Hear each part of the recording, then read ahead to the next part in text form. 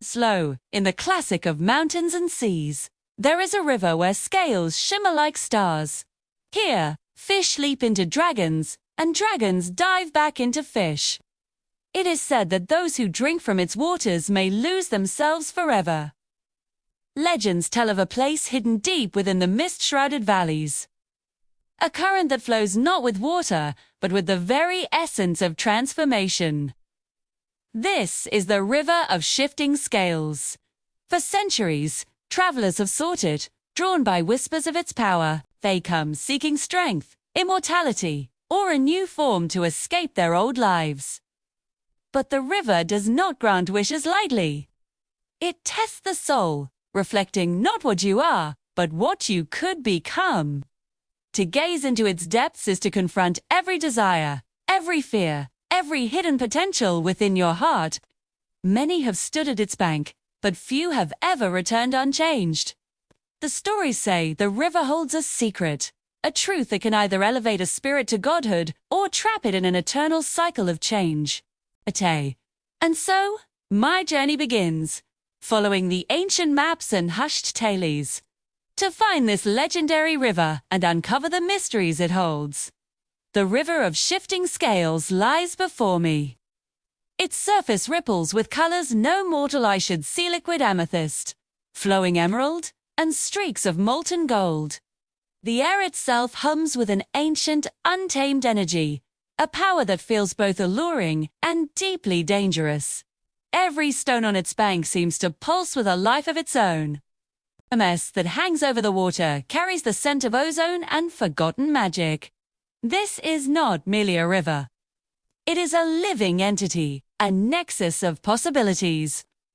What power lies hidden here? Is it blessing or curse? Just as the thought crosses my mind, the water erupts. A massive carp, its scales glowing with an inner light, leaps from the depths. Mid-air, its form twists and elongates. Fins become limbs, scales harden into a serpentine hide, and for a breathtaking moment, a magnificent dragon soars against the sky. Then, just as quickly, it plunges back into the river, its form dissolving back into that of a simple fish, leaving only shimmering ripples behind. The transformation is seamless, natural, as if the boundary between fish and dragon is nothing more than a fleeting thought. The sight is both beautiful and terrifying, a raw display of the river's chaotic potential. The temptation is immediate, a whisper in the back of my mind. What would it feel like to hold such power, to shed this fragile human form and become something more? Something stronger, something divine. But another, colder thought follows. What would be lost in such a change? Just as I step closer, drawn by the river's hypnotic dance, figures emerge from the ancient trees lining the bank. They are draped in furs and marked with tattoos that mimic the flow of water. Our Lokau tribe, the guardians of this sacred place, an elder, his face a roadmap of wrinkles and wisdom, steps forward, his staff striking the ground with a sound like rolling thunder. Stranger, beware, he says, his voice raspy, yet carrying an undeniable authority. You stand at the edge of oblivion. Those who drink this water forget their true form. They become beasts, shadows of themselves, forever lost in the river's current. He points a gnarled finger toward the far bank, where indistinct shapes move in the shadows. I see creatures that were once human. There, forms twisted into nightmarish amalgamations of beast and man, their eyes vacant, their movements aimless. They are the river's forgotten children, trapped between what they were and what they tried to become. Yet, temptation lingers. To drink might grant strength beyond measure. The allure of that power, the promise of shedding all weakness and fear, is a potent song. But at what cost? My soul. My very self. As I stand caught between desire and warning, the water before me begins to churn violently. It rises not as a wave, but as a column, taking on a form that is both man and serpent. A guardian emerges, half human, half dragon. scales glinting in the ethereal light, its eyes burning like twin embers. It is the river's will made manifest. None may pass without proving their spirit. The guardian's voice echoes, not from its mouth, but inside my own mind. It is a voice of currents and stones, ancient and absolute. Face the river's reflection, and show me your truth.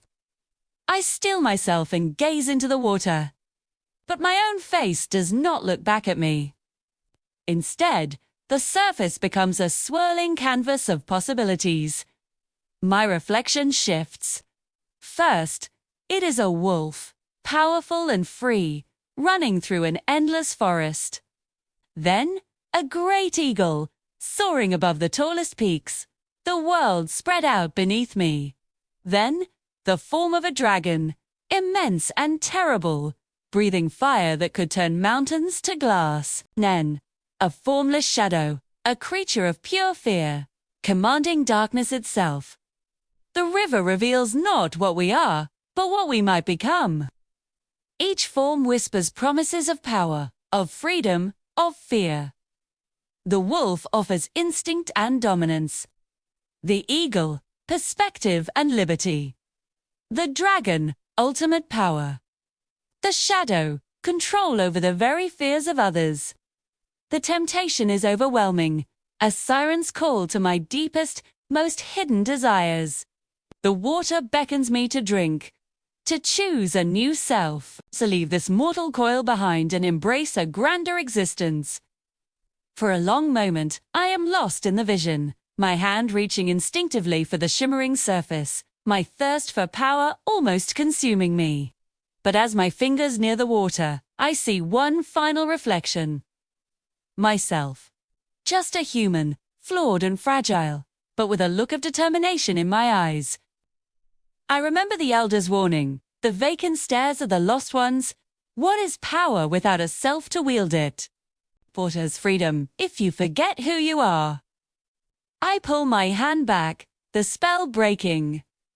I will not surrender my form, I declare, my voice firm, shaking off the last vestiges of temptation.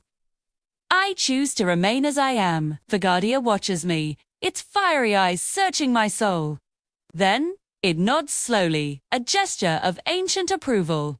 The magnificent scales that cover its body begin to dissolve, fading back into mist and water until it is gone, leaving only the calm, flowing river. Wisdom lies in knowing oneself. Its voice echoes one last time, softer now. You may pass. The river calms. Its chaotic transformations subside. The waters now run clear, reflecting only the sky above and the truth of what is. In choosing my own truth, I have gained passage, not power. The real trial was never about strength, but about integrity.